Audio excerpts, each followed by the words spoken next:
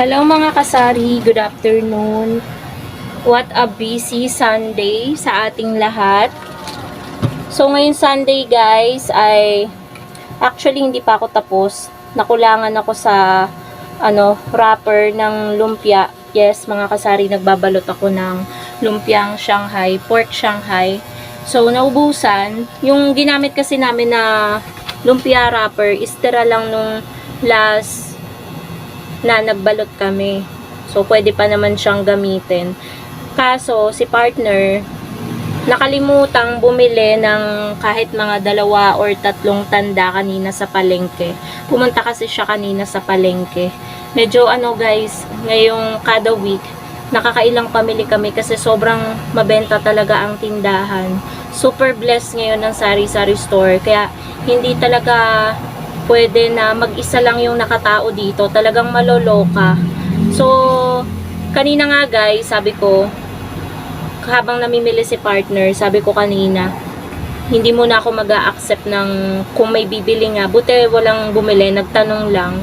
So, ang hassle kasi mga kasari, kung bantay ka rin ng tindahan, tapos may magpapaluto ng kikiam, ng french fries, syempre dun kami nagluluto, dun sa likod. So, kapag may bumili dito, for example, GCash, ganyan, tapos may bibili pa dito sa kabilang bintana. So, sabay-sabay, hindi kaya ng powers ng isang nagbabantay or nagtitinda. Kailangan talaga 2. So, kapag may nagpaluto, kunwari ng french fries, or Shanghai, or kikiam fishball, ganyan, may magluluto sa likod. Plus, may nakabantay naman dito sa tindahan kasi may mga nagpapa-GCash din, meron ding mga bumibili ng alak. Ngayon mga kasari, medyo blockbuster ngayon ng Red Horse, Litro, Grande, tsaka Gin Bilog gumagalaw. Ngayon, hindi ko lang guys naumpisan talaga yung pagbibideo kanina eh. May bumili guys sa akin ng Alfonso, tapos after nun merong nagpa-GCash. So super blessed talaga yung tindahan natin. Siguro dahil na rin sa sipag natin, hindi tayo tumitigil sa buhay, sa pagtitinda. Kasi nga, tayo may pangarap tayo. Kahit na sabihin natin na yung iba nilalang lang yung sari-sari store natin, tayo, minamaliit tayo, paminsan-minsan. Syempre may pangarap din tayo. Lahat naman ng tao, 'di ba, may pangarap. So yung pangarap namin mga kasari, kung iisipin namin, mahirap siyang matupad. Pero kung magsisikap naman at magsisipag, why not, 'di ba? Walang imposible. So, ngayon, parang napapansin ko araw-araw, talagang pagod kami ni partner, hindi kami nauubusan ng gawain dito sa tindahan. And ang kagandahan naman nun guys, yung pagod namin is napapalitan ng benta. So, hindi naman tayo napapagod sa wala. So, yun guys, yung kagandahan ng pagkapagod natin. Tayo din yung nakikinabang, kami din yung nakikinabang. So, si partner kasi guys, noon, hindi ganyan yung goal niya sa buhay. Ito, konting quick story lang. Siya dati parang kapag may pera, kapag may gustong bilhin, ganyan, bili. Tapos after nun, nga, ubos agad. So, natuto siya sa akin na mag-ipon, na hindi lahat ng bagay na hindi naman masyadong kailangan ay bibilhin. Kung gusto mo, bibilhin mo agad-agad. Syempre, may mga bagay na bago mo bilhin, pinag-iisipan mo muna. So, yan yung natutunan niya sa akin. Syempre, yung pag-iipon at pagkukuripot, yun. So, yan mga kasari ang ngayong Sunday. Talagang, ano yan, Kale? Wala yatang plus. Ubus na. Ano lang po yung Ayan, Yakult, Dutch Mill, Chucky. Magkano po yung Dutch Mill? 15. Isa po.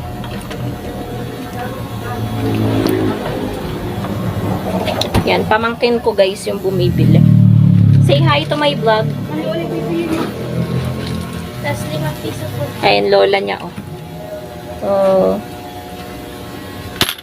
Kumuha ka na. Nangangalay na ako. Nangangalay na. So, yan guys, ang gawain natin everyday dito sa Sari-Sari Store. Pakita ko pala sa inyo yung mga nabalot ko na Shanghai. Ayan guys, so punong-puno yung ating freezer ng paninda. Yan o, may kikya, may cheese stick, may hotdog, may embutido, halo-halo na dyan, nandun sa loob yung mga frozen, may french fries. Ito yung binalot ko guys. Nakaano agad ako, 30 pieces ng Shanghai. Ang bigat niya, in fairness, hindi kami nagtitipid guys sa sa laman nung yung karne. Hindi namin tinitipid na parang pinahiran lang. Lalo na ako.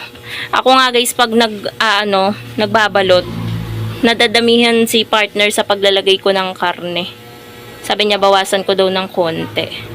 Kasi hindi naman daw pangtinda naman, hindi pangkain namin. Kasi guys, kapag pangkain namin, ano yan? Alas 2 na. May bumili lang guys. Sabi sa inyo mabili eh. Walang, may humpay naman. Pero, ayusin nga natin to. May bakante na naman dito sa taas. Iisang twin pack na lang yung coffee ko natin guys. Yan, ganyan natin para walang bakante. Hindi na ako guys nagtitinda nung Energen na Champion, yung chocolate tsaka Great Taste Choco. Mapapansin nyo wala oh.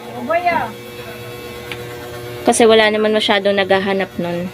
Kung may maghahanap, napakadalang.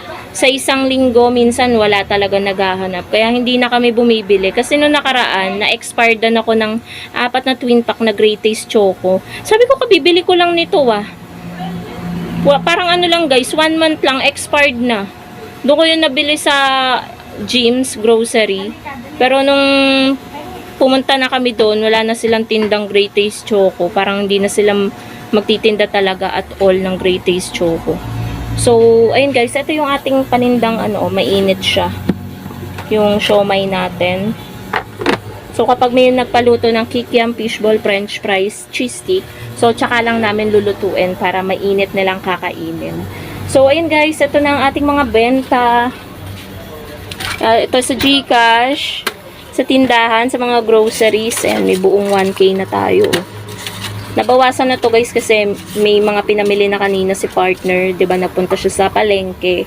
Tapos ito yung benta natin sa sigarilyo. Ayan, sa sigarilyo lang yan guys lahat. Ayan. Diba? Talagang ang sigarilyo dito mga kasari ay ito yung benta namin sa mga merienda. Ayan o, naka 250 plus na. Bayaran ko pala yung niluto ko na cheese stick. Yan. Kada meron kaming lulutuin guys, na paninda rin namin, binabayaran namin para alam namin na kung tumutubo ba kami. So, isa yun guys na tips. Kahit ikaw may-ari ng sari-sari store mo, basta may kinuha ka, bayaran mo. Ano yan? Guys, so merong nagpa-cash in sa atin ng 1.8. Nakilala ko pa siya, guys, kasi suki ko talaga siya, magsasabong. So, seaman siya. Naka 5 months din daw siya.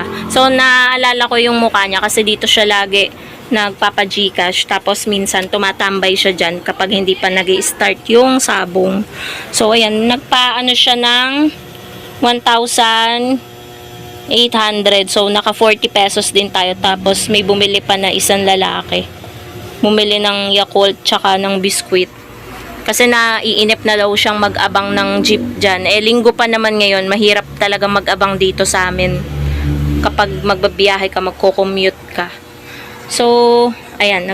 Ito yung bayad dun sa Gcash na 1.8. Ayan o. So, ayan mga kasari yung ganap ngayong Sunday. Busy. Bibili ka pa ng no?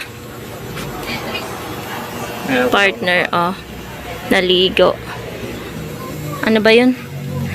Ayan ako bibili pagbalik ko. Pagbalik. Punta ko lang kaan. Paano yan eh pag may Huwag mo na nagpaluto? magbibenta. Sabihin ko, ubos na. Sabi mo na mimili pa ako. Anong oras ka pupunta? So, ayun guys.